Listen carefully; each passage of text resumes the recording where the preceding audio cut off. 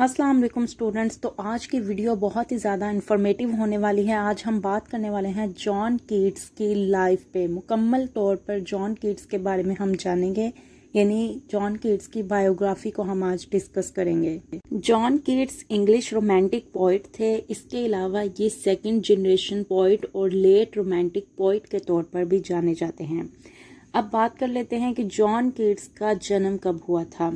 ये 31 अक्टूबर 1795 को central London में स्वैन एंड हॉप इन में पैदा हुए थे। जॉन कीट्स 5 सिबलिंग्स थे और इनमें से एक भाई की डेथ बचपन में ही हो गई थी। बाकी 4 जो थे वो जिंदा रहे। उनमें से 3 बॉयज़ थे और 1 गर्ल थी। Boys name John Keats, George and Tom, और सिस्टर नेम है फ्रांसिस मैरी कीट्स। अप्रैल 15, 1804 में कीट्स के फादर, जिनका नाम थॉमस कीट्स था, वो अपने बच्चों से मिलकर घोड़े पर वापस जा रहे थे और घोड़े से गिरने से उनकी स्कल में, उनकी खोपड़ी में चोट आई और उनकी वहीं पे डेथ हो गई। इनके वालिद स्टेबल कीपर थे। स्टेबल कीपर कहते हैं जानवरों की देखभाल करने वाला। तो ये किसी के यहाँ घोड़ों की देखभाल करते थे, तो ये आने जाने के लिए घोड़ों का इस्तेमाल करते थे। तो घोड़े पर ही बैठकर वो वापस आ रहे थे, तो इसी से उनकी डेथ हो गई।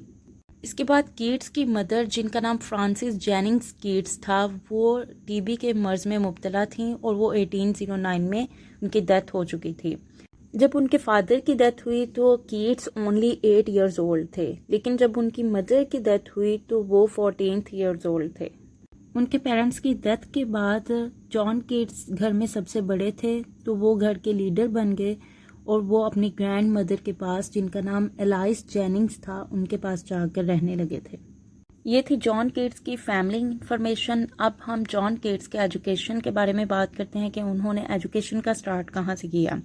1803 में उनके पेरेंट्स ने जॉन कीट्स को क्लर्क्स स्कूल में भेज दिया गया, जो कि इनफील्ड में वाक़या था और इनफील्ड नेम ऑफ टाउन है। क्लर्क्स स्कूल छोटा तो था लेकिन प्रोग्रेसिव था। चूँकि कीट्स पुअर फैमिली से बिलोंग करते थे तो उनके पेरेंट्स अच्छे स्कूल में उनकी फ़ी पे नहीं कर सकते थे। जैसे कि वहाँ के ईटन और हैरो जो स्कूल्स थे वो बहुत अच्छे स्कूल थे, उनकी फ़ी बहुत ज़्यादा थी, तो इसलिए कीट्स को क्लर्क्स के स्कूल में ही भेजा गया। वहाँ जॉन कीट्स की मुलाकात क्लर्क के बेटे चार्ल्स काउडन क्लर्क से हुई और उनके बेटे ने उन्हें लिटरेरी कैरियर के लिए बहुत ही ज़्यादा उकसाया कि तुम्हें पोइट्री लिखनी चाहिए, तुम्हें लिटरेचर लिखना चाहिए। चार्ल्स काउडन ने ही कीट्स को रेनेसेंस लिटरेचर से इंट्रोड्यूस करवाया था और वो कीट्स के मेंटोर थे। 14 साल की एज में उन्हें अपनी मदर की डेथ के बाद क्लर्क स्कूल छोड़ना पड़ा और उसके बाद वो थॉमस हैमंड, जो कि एक सर्जन थे, उनके साथ रहे। चूँकि जॉन कीट्स की डिज़ायर थी कि वो एक सर्जन बने, तो वो उनसे मेडिसिन के बारे में पढ़ने लगे। जॉन कीट्स ने अपनी first poem an imitation of Spenser early 1814 में लिखी, जब वो 19 ईयर्स के थे और वो मेडिसिन स्टडी कर रहे थे। जैसे कि मैं पहले भी बता चुकी हूँ कि क्लर्क के बेटे चार्ल्स काउडन क्लर्क ने ही जॉन कीट्स को लिटरेरी कैरियर के लिए उकसाया था।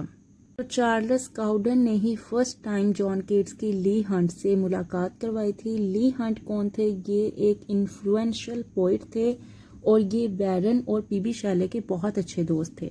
और ली हंट ने ही जॉन कीट्स को लिटरेचर फील्ड में आने में बहुत ज़्यादा हेल्प किया था।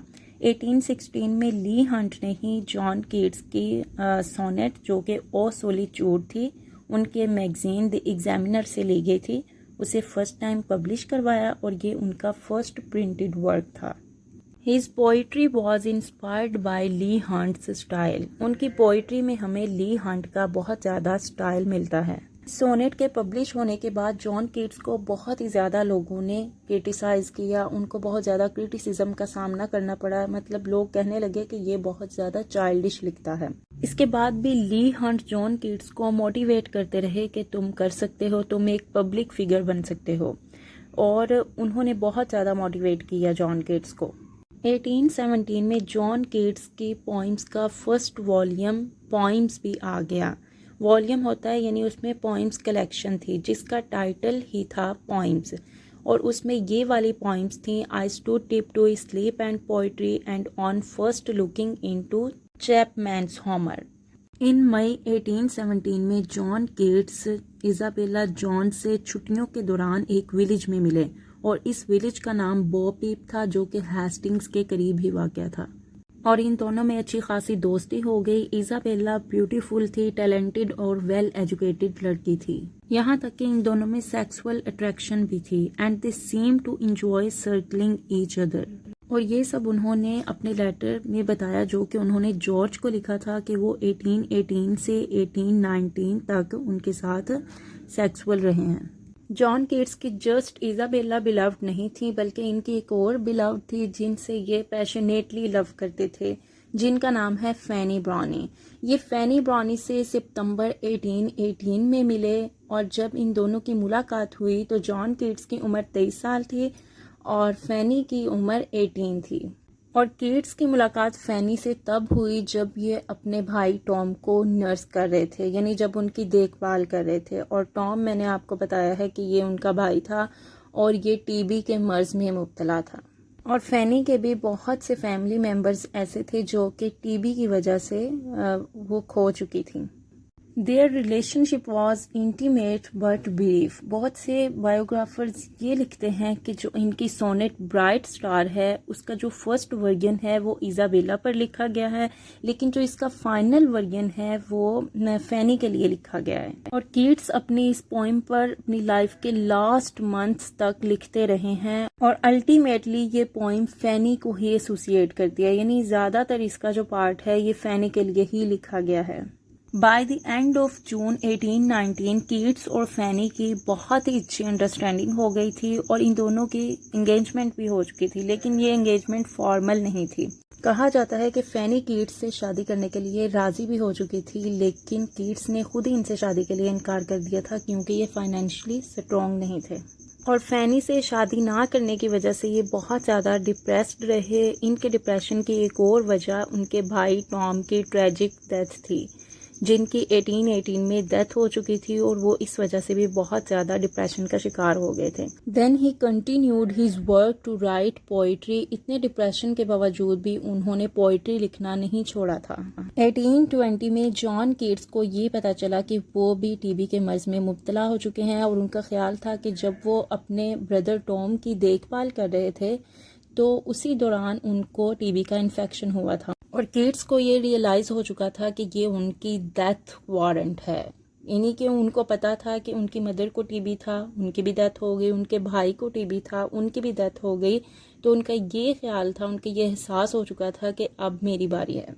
कीट्स को टीबी के बाद उनकी कंट्री का वेदर उनके लिए सूटेबल नहीं था, तो 17 सितंबर 1820 में डॉक्टर ने एडवाइस की, उनको नसीहत की कि वो यहाँ से रोम चले जाएं, क्योंकि रोम का जो वेदर है वो सर्द होता है। तो वो अपने फ्रेंड जोसेफ सिवरन के साथ, जो कि एक पेंटर थे, रोम में कुछ मंथ्स रहने के बाद 23 फरवरी 1821 में इनकी फ्रेंड की बाहों में डेथ हो गई थी। ये क्वेश्चन अक्सर एग्जाम्स में पूछा जाता है कि कीट्स की डेथ क्यों हुई थी, तो आपने याद रखना है कि कीट्स की डेथ टीबी की वजह से हुई थी और जब इनकी डेथ हुई तो ये जस्ट 25 ईयर्स ओल्ड थे। 25 ईयर्स 3 मंथ्स एंड 23 डेज इनकी एज थी जब इनकी डेथ हो गई थी। और इन्होंने मरने से पहले अपने फ्रेंड को नसीहत की थी कि जब मैं मर जाऊं तो मेरी कब्र पे मेरा नाम लिखने के बजाय ये लिखना, here lies one whose name was write in water, यानी यहाँ वो लेटा हुआ है जिसका नाम पानी पर लिखा गया था, यानी बहुत थोड़े टाइम के लिए जो यहाँ पर आया था। कहा जाता है कि कीट्स को अगर जिंदगी थोड़ा और मौका देती तो ये शेक्सपियर के इक्वल होते, यानी इनके काम की वर्थ शेक्सपियर के इक्वल होती। जैसे कि मैथ्यू अर्नल्ड ने कहा है, कीट्स इज विद शेक्सपियर।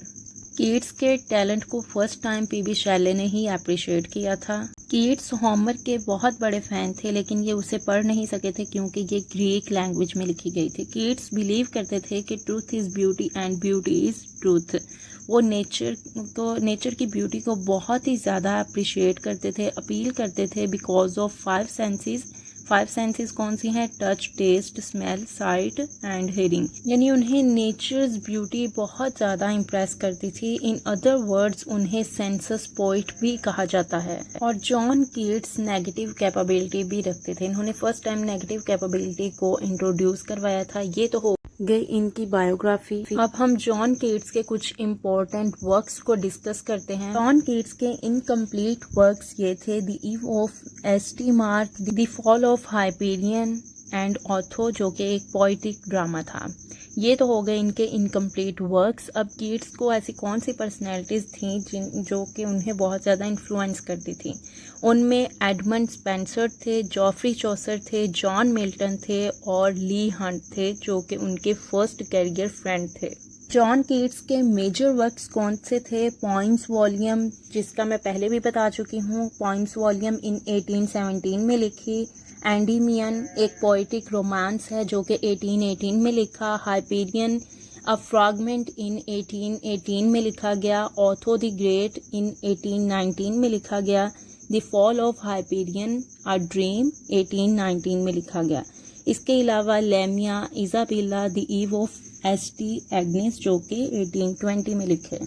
बात करते हैं जॉन कीट्स की फेमस पोइम्स की, जिसमें I stood tiptoe upon a little hill, specimen of an introduction to a poem, Calidore, a fragment, और इसके अलावा ये सारी आप देख सकते हैं, इसका स्क्रीनशॉट ले सकते हैं और आप इसको खुद पढ़ सकते हैं। ये सारी इनकी फेमस पोइम्स हैं। इसके अलावा कीट्स ने सोनेट्स भी लिखी और वो भी आप स्क्रीनशॉट ले सकते हैं।